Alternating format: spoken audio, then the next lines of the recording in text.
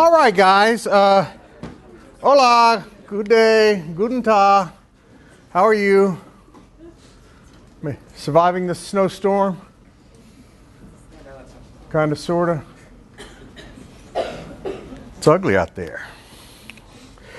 We're talking about acting again today, and this will go into directing.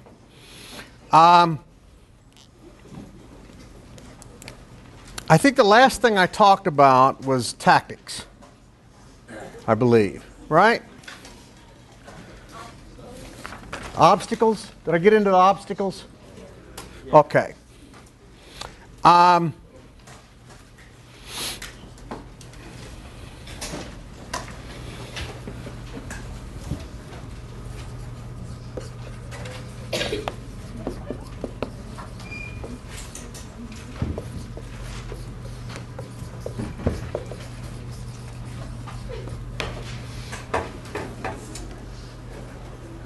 Adaptation or adjustment. It's another one of Stanislavski's ideas. And what, if we were to define that, what that means is overcoming a physical obstacle. This ties to what I was last talking about. Overcoming a physical obstacle.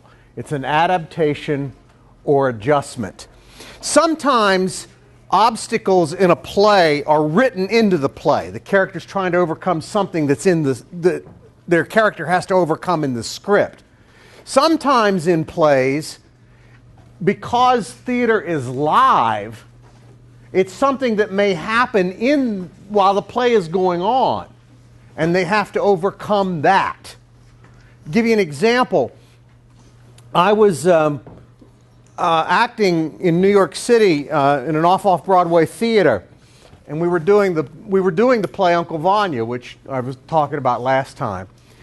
And the show was going on, was going pretty well, and all of a sudden we heard a noise above us, kind of a rattling, and nobody was sure what it was. And what happened? A gel came floating down.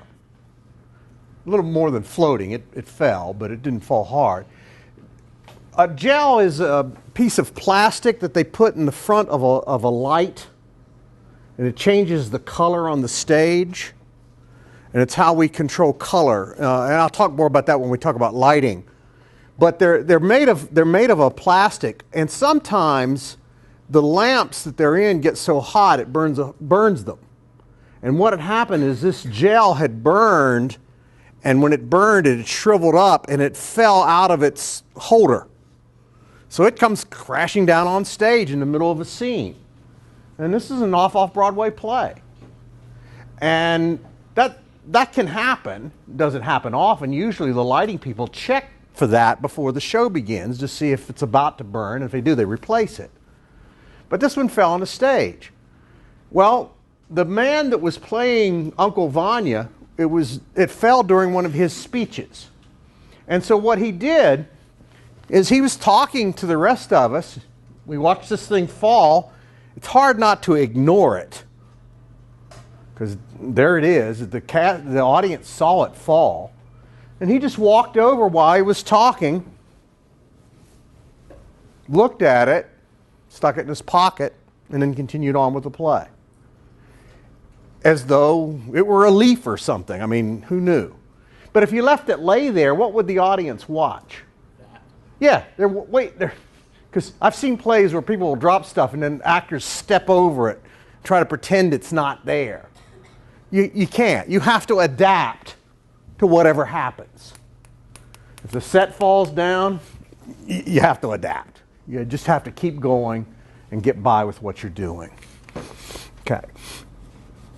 The next thing I want to talk about is tempo and rhythm.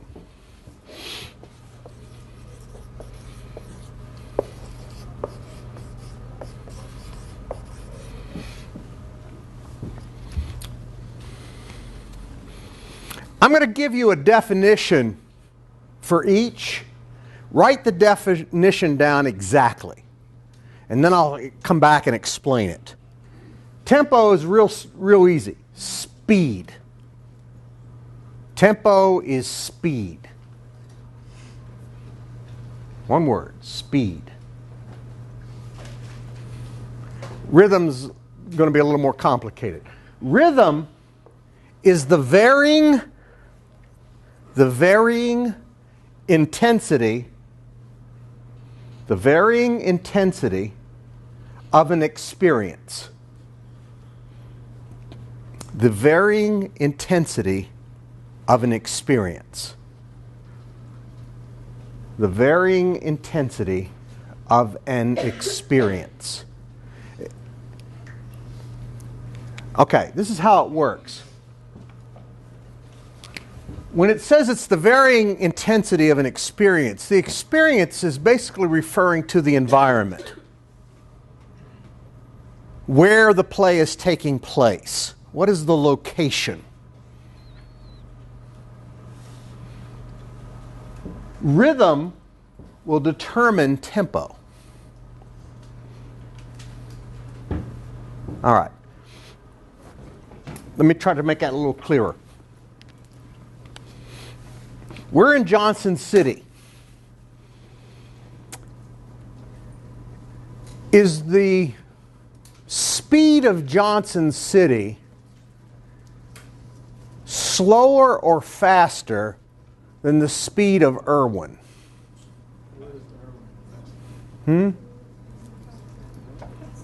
Anybody from Irwin?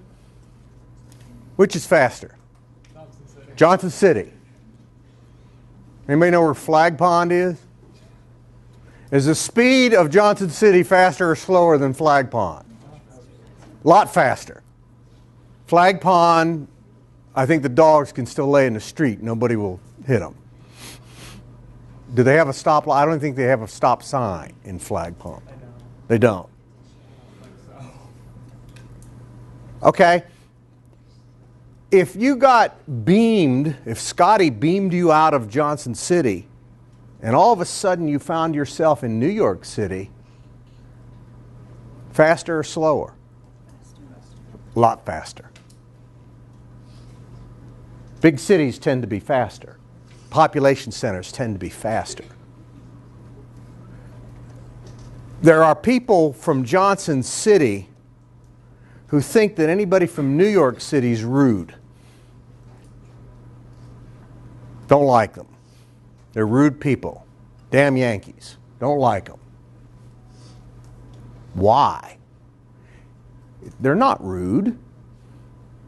They just move faster. You go into a store in New York City, you go into a restaurant. If you don't order fast enough, they don't serve you. Because they'll be going, what do you want? What do you want? What do you want? Hey, you don't know. Next. What do you... Yeah. Quick. It's quick. Go into a store. They're moving. They want to make the sale. They're ready to go. Let's get it on. In Johnson City, you go in a store and you get, well, how are you? It's a nice day out there, ain't it? It's so lovely. I like that coat you're wearing. Do you have children? And all you want to do is take the money and let me get out of here.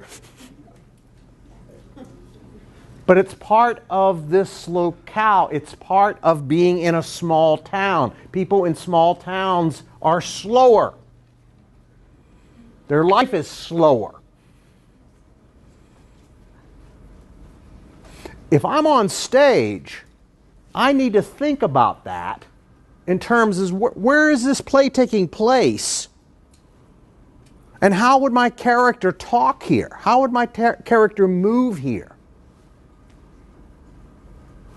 And so, if it's a drama, usually the speed, the tempo, fits the rhythm.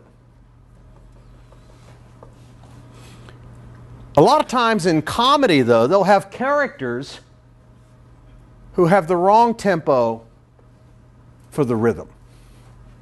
And it makes them funny. I get worried about asking this question because I'm finding fewer and fewer people who know it. Have any of you ever seen Andy of Mayberry? How many? Andy Griffith Show. Yeah. Andy Griffith Show. How many have you seen? Oh, good. So you haven't. Most of you have seen it.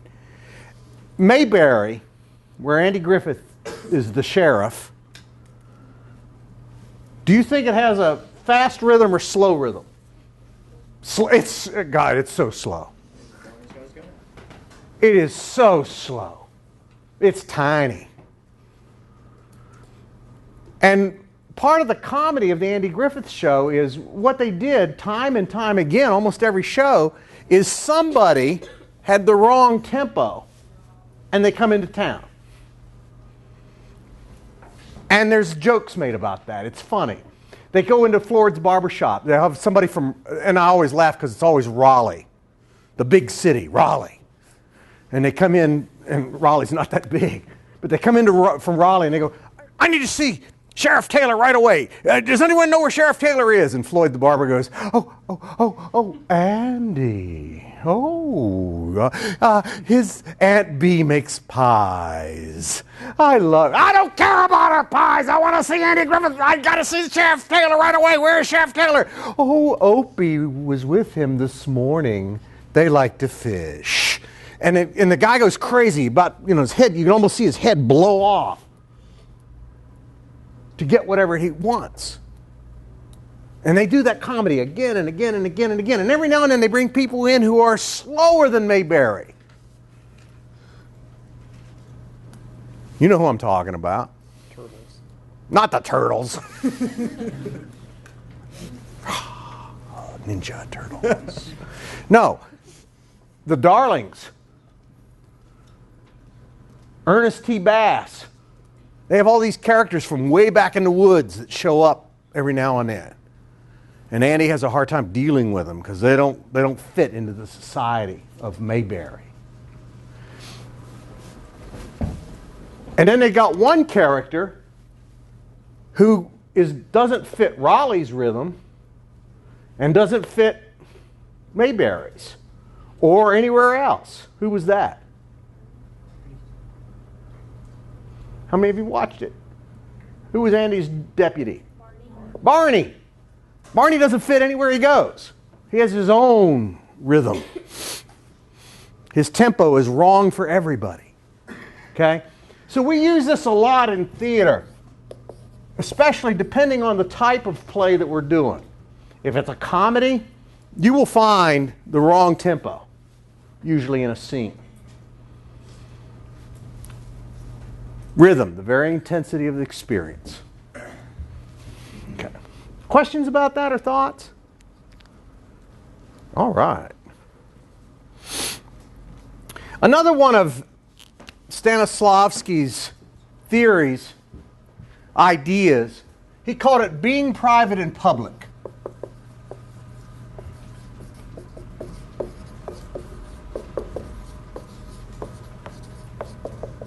It also went under the name public solitude, but I don't ever call it that. If I talk about it, I'll say being private in public. What this is talking about is you make your performance as the actor, you make your performance fit the location that you're performing in. You make your performance fit the location that you're performing in. The audience should believe what's going on stage is real. Therefore, the idea is I'm allowing them as an actor, as a character, they're getting to see my private life. Whatever that story is. The audience is allowed to view that private life. So it's in public. Being private in public. In other words, acting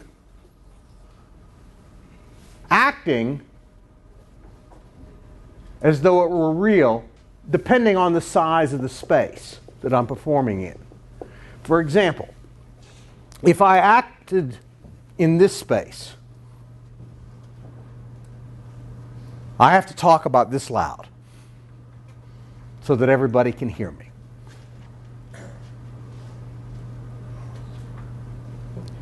If I were over at the Bud Frank Theater, which is a little bigger, I would bring it up to here. I would talk a little louder, even though I'm talking about normal things. If I'm out in the amphitheater with a lot of people walking by, watch your mic there, we really have to boost our voice. We have to project and talk much louder, or you can't be heard. If I'm acting on television, let me use you. So, what you working on?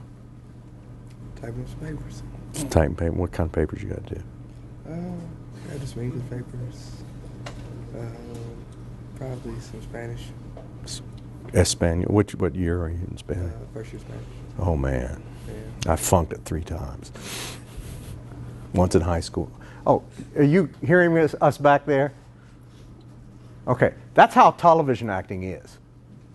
You talk about that loud. It's like normal, just like life. You and I talk, and we don't make it any bigger. But so that they can hear, turn this way a little bit. Okay, what's the hardest thing in Spanish? For me? Yeah. Spell. Spelling it? Yes. Yeah. Because you got to remember the accents over each. Can you hear him? See, we're picking it up a little bit bigger. Well, the spelling is hard because you got to remember the accents over each of the vowels, or it might be an accent over an N somewhere. You never know. You got to make sure you remember all that stuff, otherwise it'd be taken off for it. I flunked it 3 times. And when I flunked it the first time, it was because I had a Spanish teacher who was really old, and she didn't know what she was doing. And She teacher only knew Spanish? her Spanish was, she was from North Carolina. She said, I'll never forget this. Hola, Peco, que ta, como está? She said it, hola, Pecker, que ta, como estes? So when I got a real Spanish teacher, it didn't do very well. None of us in the class did very well. See how we picked that up? You could talk one way on TV. If you open it up to another theater, you get a little louder. It doesn't mean that all of a sudden you start acting. You don't become master. How is Spanish? We'll have to do that, make sure you see his chest every time. Yeah, you got to do it too. How are you in Spanish? I'm not doing too well. See? Yeah, see, that's acting. Stanislavski didn't like acting. He wanted it to be natural. So he was saying, share private moments. Always remember you're in public. I make the performance fit the space that I'm performing in. So the audience paid tickets. They want to hear it. They want to see it. That was good. I like this. That's good. I'm in Spanish. Any questions about that? Okay. Communion.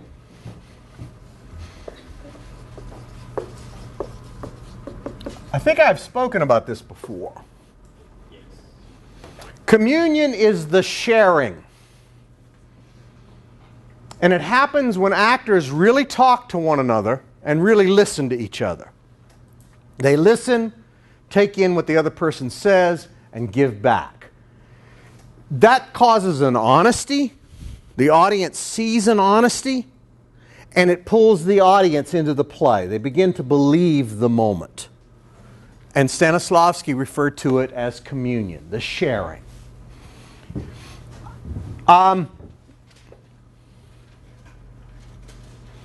Okay, let's talk about this.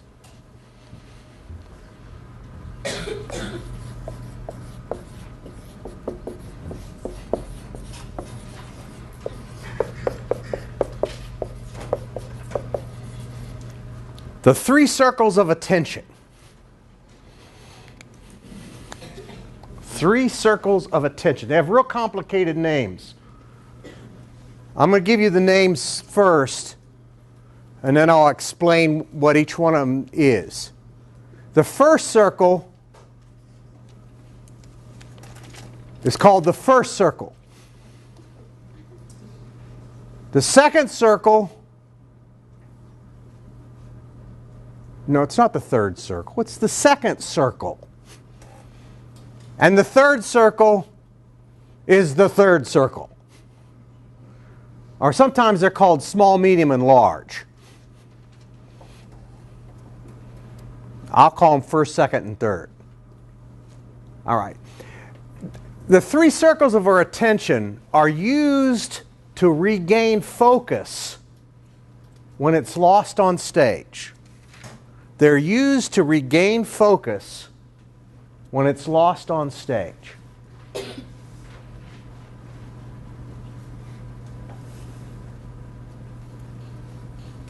The first circle consists of you, when I say you, I mean the actor, you and or one prop.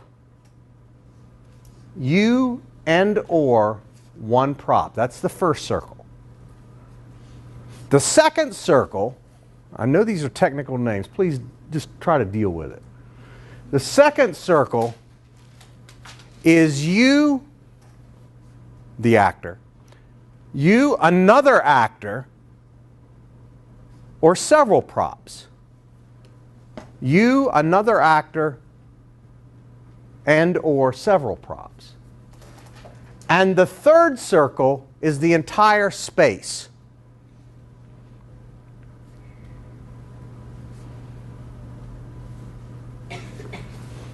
Have any of you in here ever acted before?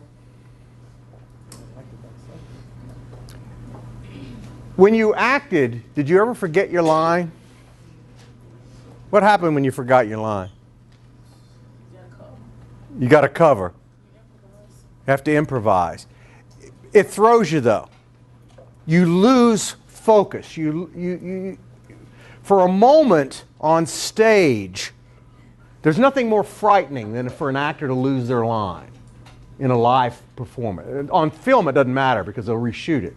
But in a live performance, when you lose your line, the moments that you lose that focus, and usually it's just a few seconds, it feels like an eternity goes by on stage. And it scares you to death. And Stanislavski understood that. And that's when he came up with the idea of the three circles of attention to regain focus if it gets lost for some reason. Again, I'm going to tell another story. I know you hate my stories, but I'm going to tell you another story.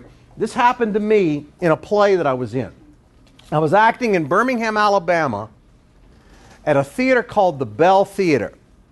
And the Bell Theater had been at one time a high school auditorium. And then they changed it. A university took it over and they turned it into a legitimate theater.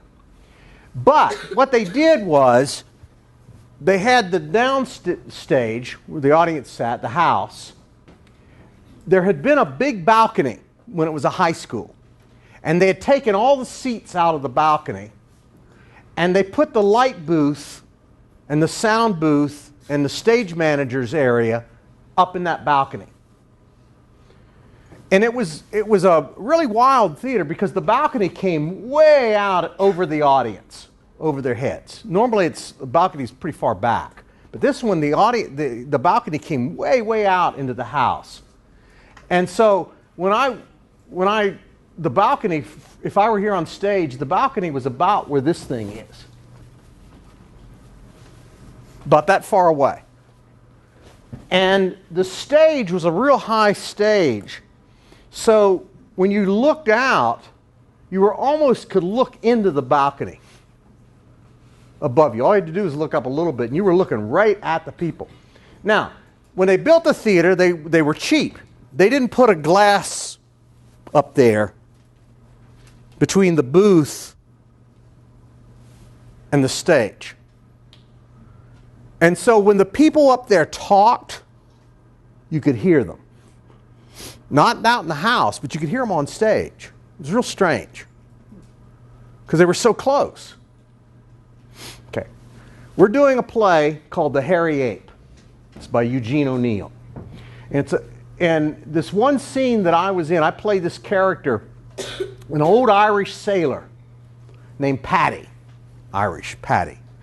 Anyway, Paddy has a long monologue. It's a really long monologue in the story where he talks about what life was like as a sailor when they had sails. But now, the times have changed and it's steam. It's coal driven.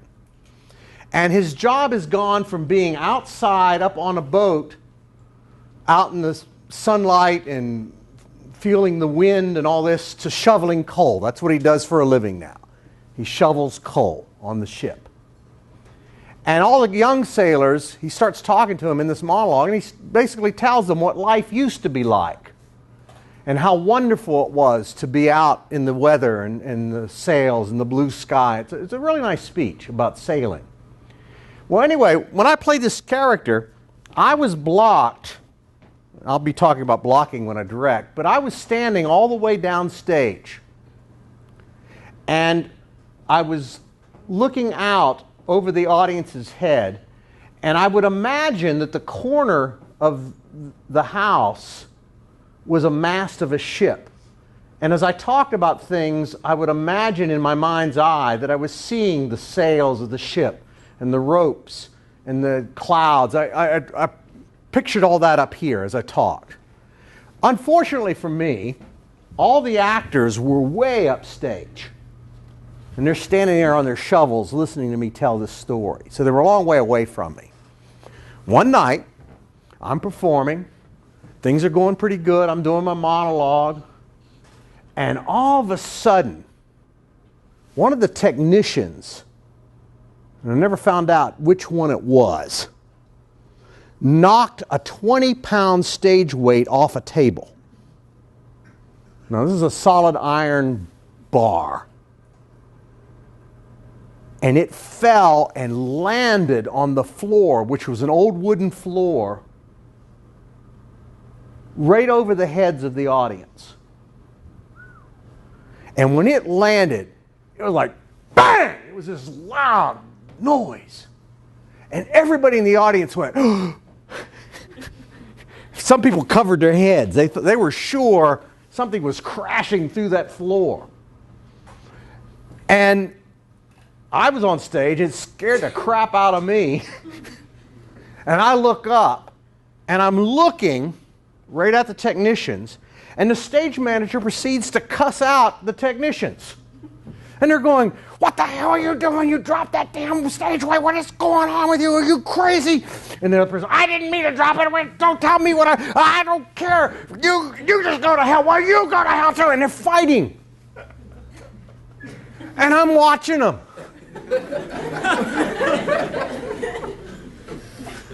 And I look down, and the audience is all staring at me.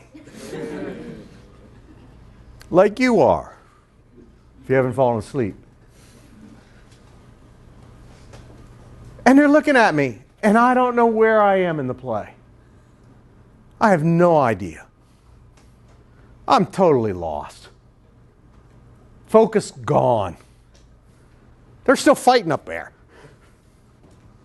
The audience can't see them, but I can. And now everybody's staring at me. And they're looking at me like, what the hell's he doing? He's just standing there looking at us. Okay. Thank God I knew my Stanislavski. Because I immediately went to the first circle of attention. And all I knew to do was to stare at my fingernail and start cleaning it. If you work in coal, you get dirty fingers. I figured that out. I'll clean my fingernail. And I started trying to think where I was in my monologue. But at least it gave me something natural to do. Eventually, I started to think the lines came to me. This took seconds, but it seemed like about an hour and a half. I start saying the lines of the monologue again. But I didn't dare look up. Because I knew if I looked up, I'd see them fighting again. And I'd lose it. And I didn't dare look at the audience because I knew I'd lose it. Eventually, I got more into character. I got back into what was going on. And then, if I'd have had another actor, I would have looked at them. But I didn't have another actor to look at because they were all upstage. So I looked up and I stared at the corner of the theater. And I didn't dare look at anybody in the audience. That's the second circle of attention. Another actor or several props. I imagined I had props. I didn't have those either. I was hanging out there. Eventually, as I continued the speech, I began to see the ship, got totally back into character, and now I could look out into the audience. Instead of seeing people, I was imagining the ocean. I was totally back into character. I was back in the third circle of attention. Okay? Anybody in here play basketball?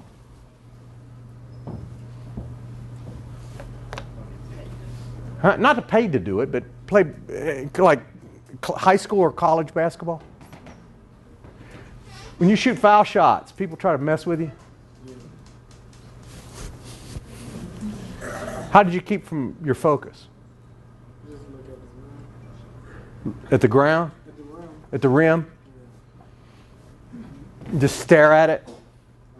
I roll the ball in my hand and then I look at the rim. You rolled the ball in your hand, and then you looked at the rim, and then you shoot.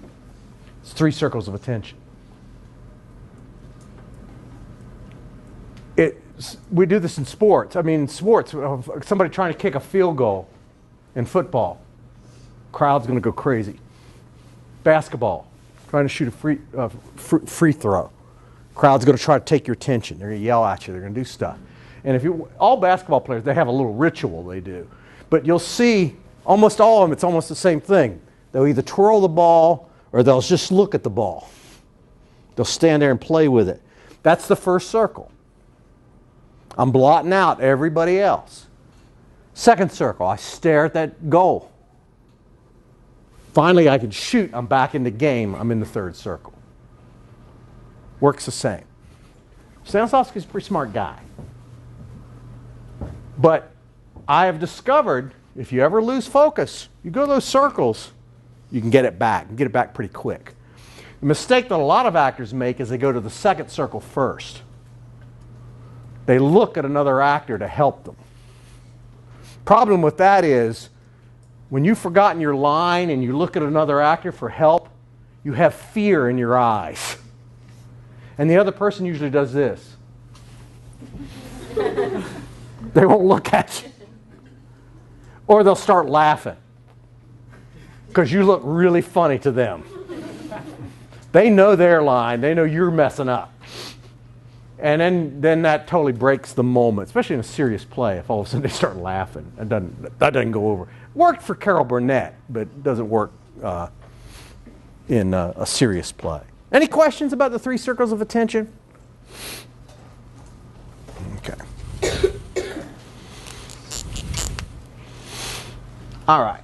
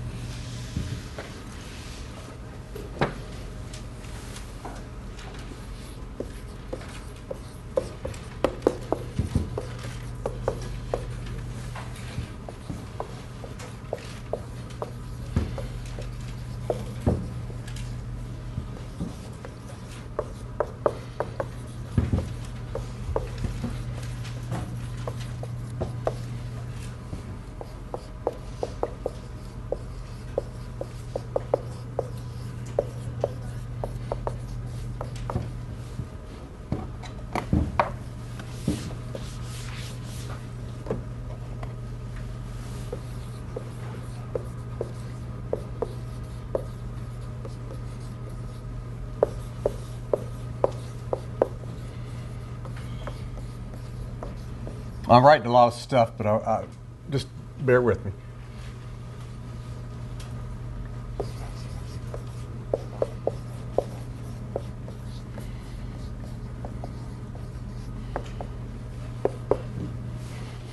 Okay. Another one of the theories that Stanislavski had, and this concerns how to find real emotion on stage. How to find real emotion on stage. He called it substitution.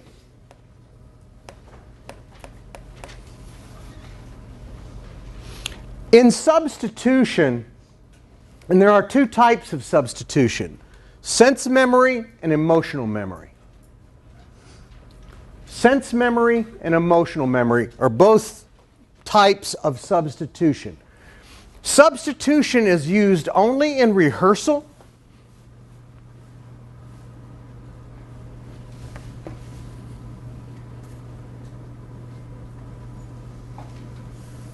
Once the performance begins, you don't need it anymore.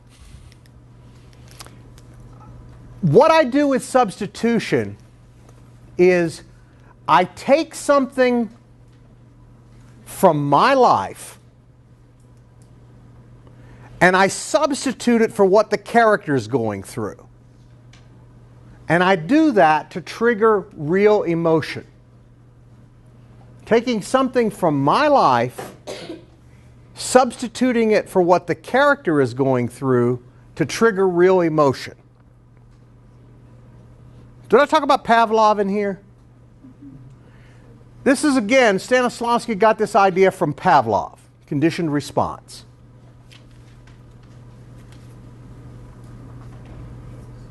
Now,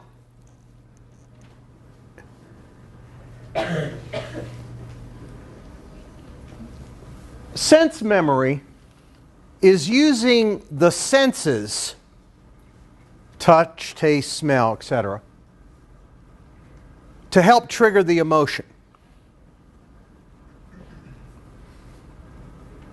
It can be a memory of something that happened that deals with the senses, or just the senses themselves.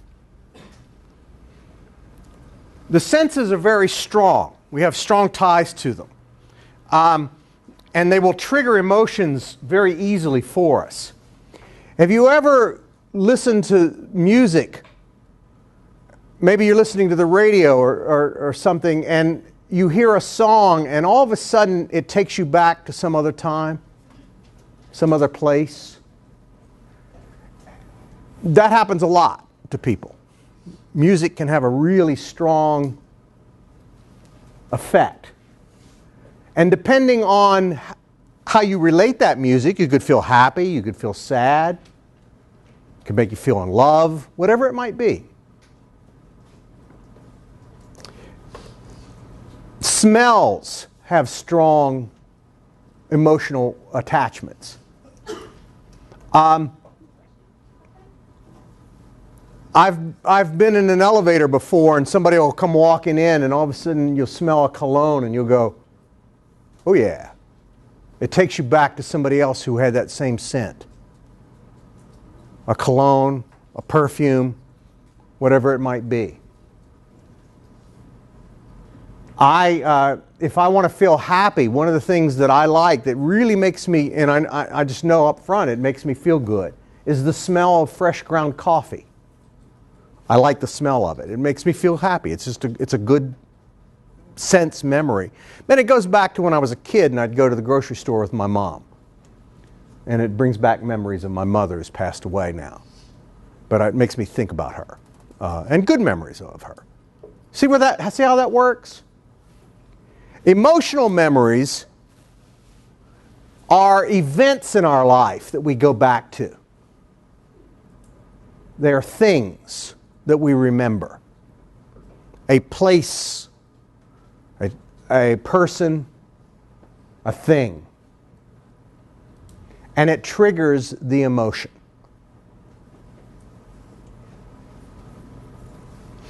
The reason actors use this is because sometimes we go through things in a play that our characters, as a character, that I've never experienced as a person. And therefore I need the substitution to find that emotion.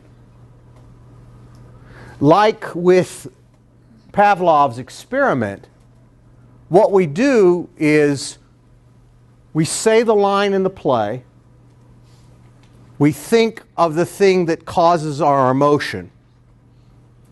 So I say the line in the play and say, I want to cry. I think of something that will make me cry, and I cry. I say the line in the play, I think of something that will make me cry, and I cry. And eventually, all you need to do is what? Just say the line in the play. Conditioned response. It'll eventually work for you that way. So it's a tool. It's a tool to find true emotion. A very important tool. But the emotion is real. It's not fake. One of the things, especially in film, you can't do is you can't squeeze out tears. You can't get ready to cry and, am I crying yet? But, you know, people do that. You can squeeze a tear out, but it look real goofy on camera. Especially if the camera's in here. Getting a real close-up of you, and they want to see the tear roll out of your eye. One of the greatest moments in film for me is Denzel Washington in the movie Glory. And he's being whipped, and he turns to the guy that's ordered the whipping, and you see that one tear well up in his eye and start to fall. I mean, he got an Academy Award for that performance. He deserved it. But that's a beautiful moment. But you don't see Denzel trying to work up the cry. He just does. It just happens. That's acting. I mean, that's where it comes from. Now, I'm going to give you a little bit of history. Have any of you heard the term method acting? Method acting has to do with substitution. Method acting is often said to be something that Stanislavski came up with. And you'll hear people say Stanislavski's method. It actually was not started in this country by Stanislavski. It was started by a guy named Lee Strasberg. He's important. Lee Strasberg is the man who really created method acting. What we know of as method acting.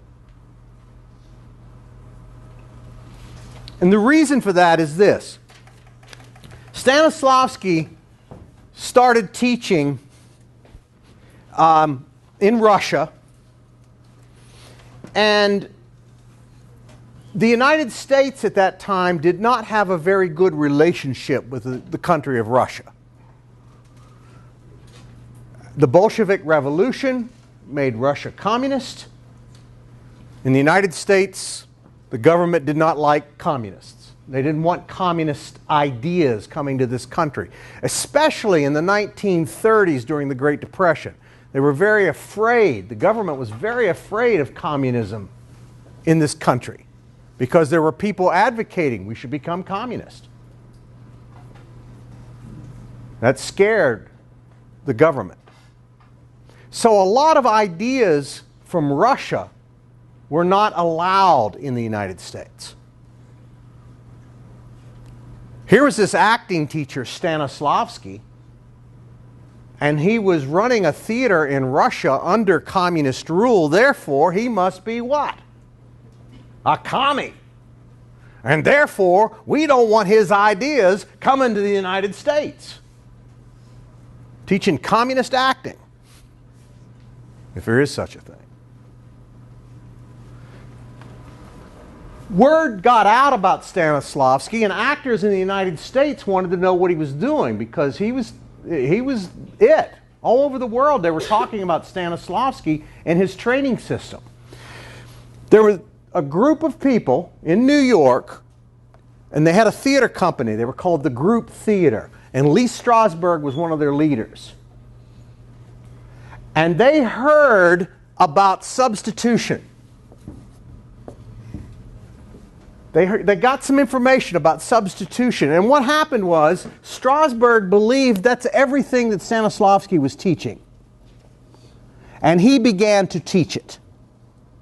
Actually, Stanislavski was teaching a lot of different things. This is just one of the things he was teaching. But Strasberg did not know that.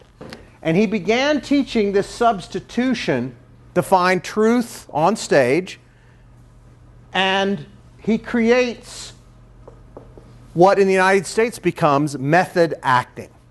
And there were a lot of method actors, great actors, who learned from Lee Strasberg. People like Marlon Brando, Marilyn Monroe, and many, many more were method actors who worked under Lee Strasberg. I want you to remember Strasberg for method acting and the substitution.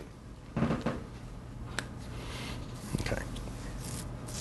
Whatever triggers an emotion is called the triggering object, and it's personal.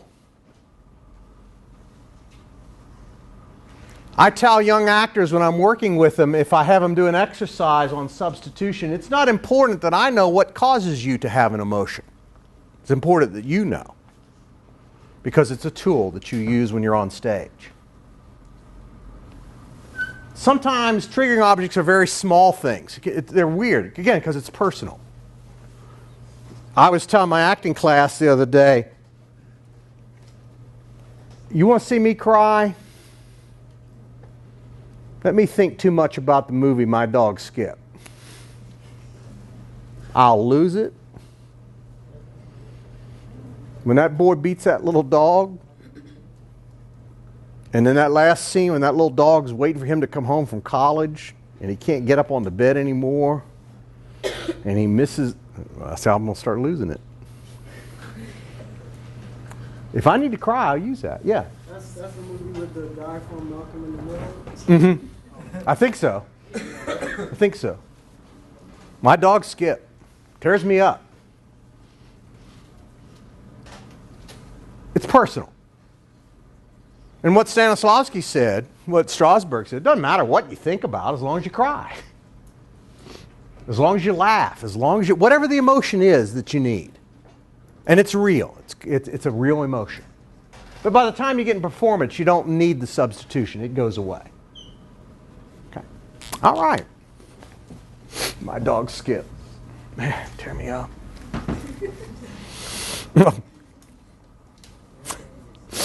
Sorry. Okay. Huh? You're not going to watch it? Oh, it'll rip your heart out, man.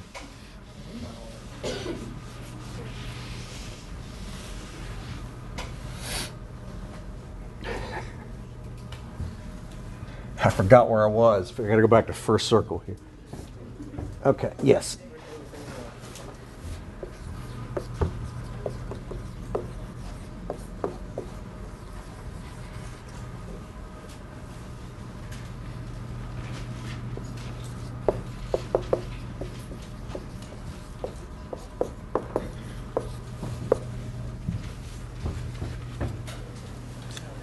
State of I am, or it's also called reincarnation.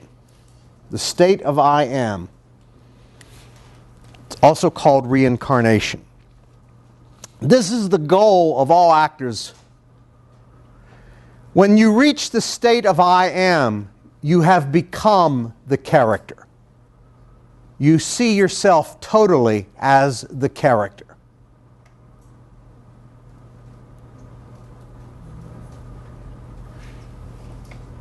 And reincarnations because you've changed from you to into the character. You've become the character.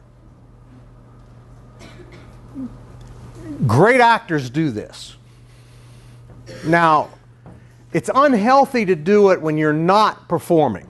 I mean, when you leave rehearsal, you should be able to turn it off. If not, you might need some help. Go see a doctor.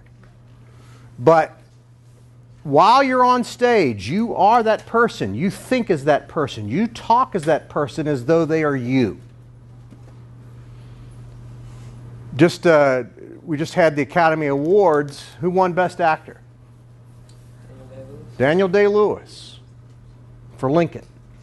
Daniel Day-Lewis,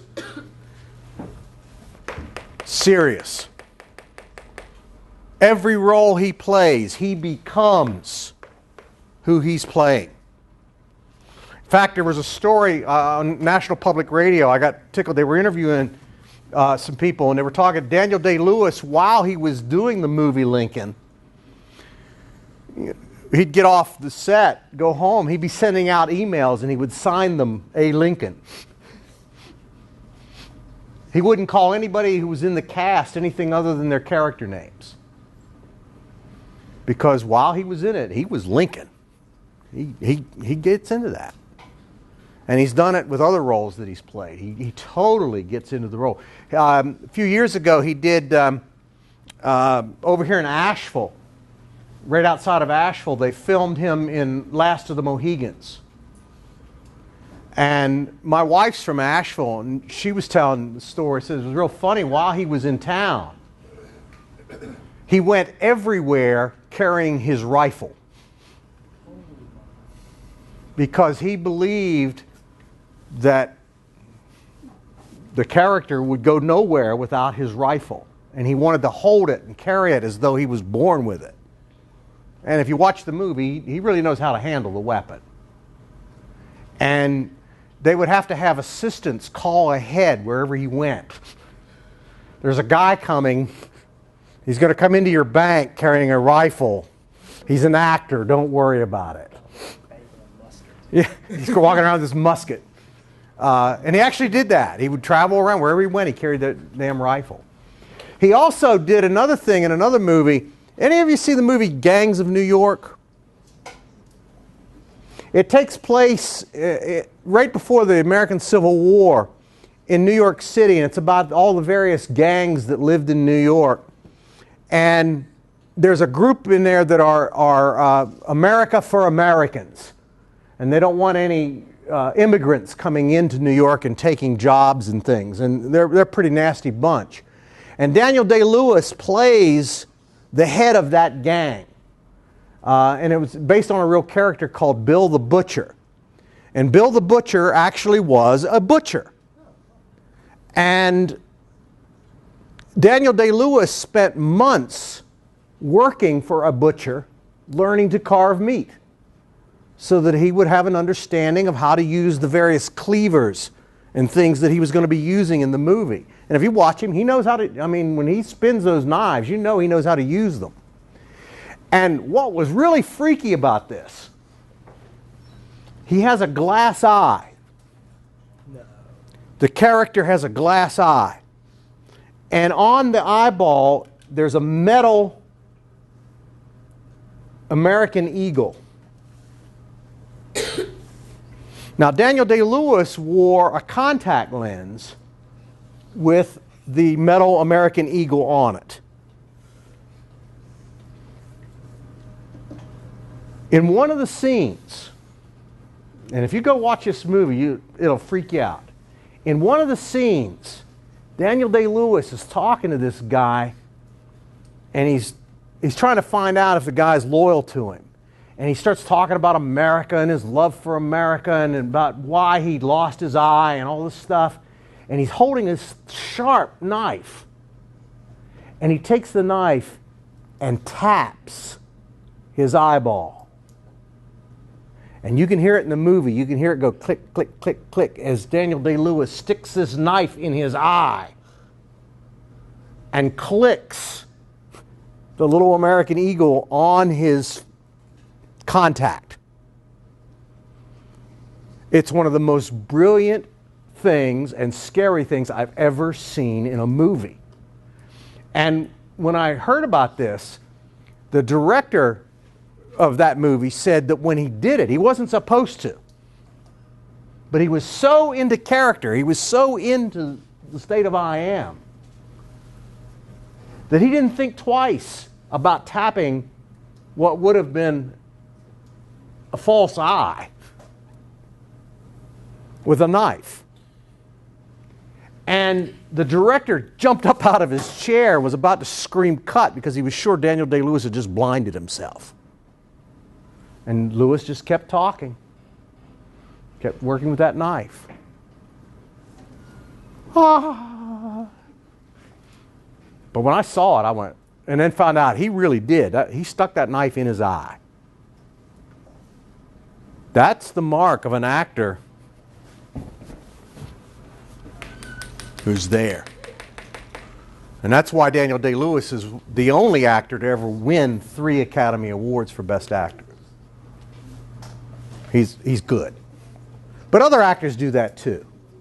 When you hear about various different actors playing roles, they get into the character. They become the character that they're playing, at least while they're on stage or while they're being filmed.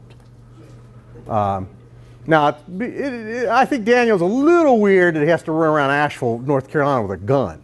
How do you feel about Johnny Depp? Johnny Depp? Because he hasn't won anything. Well, Johnny Depp, I think he's a good actor. I don't know if he's the greatest actor. He's somewhat limited in what he does. He picks the same kind of things over and over again. But he is one of our good actors in America. And Leonardo? Leonardo DiCaprio? I don't like Leonardo very much.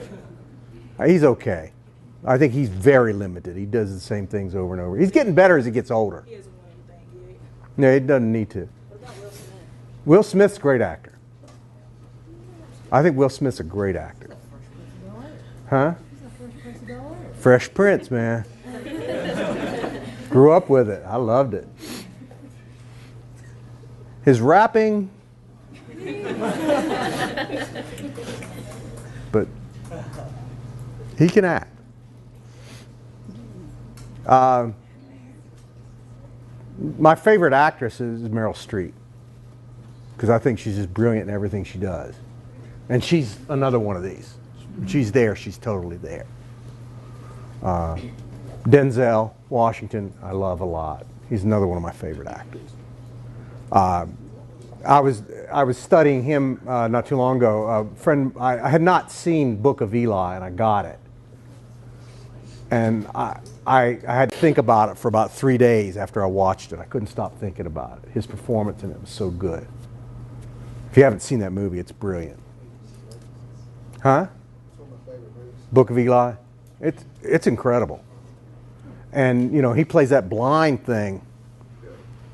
And, man, he's right on. I mean, it's great.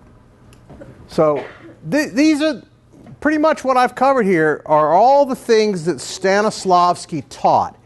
He taught a system of acting. It covered many, many, many years. And it was constantly changing as he learned more and more and more about how to work with actors and what would make something real. We came a long way from Edwin Booth. Edwin Booth and his daddy.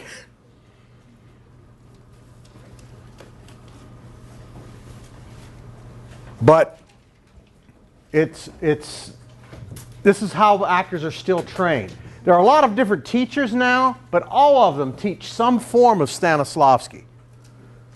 There's not an acting teacher out there that doesn't teach that now. But yeah, I think back to Edwin Booth and the posing and all the stuff that they did back in the 1800s. We've come a long way in terms of training. Any questions? Okay, next class, talking about directing.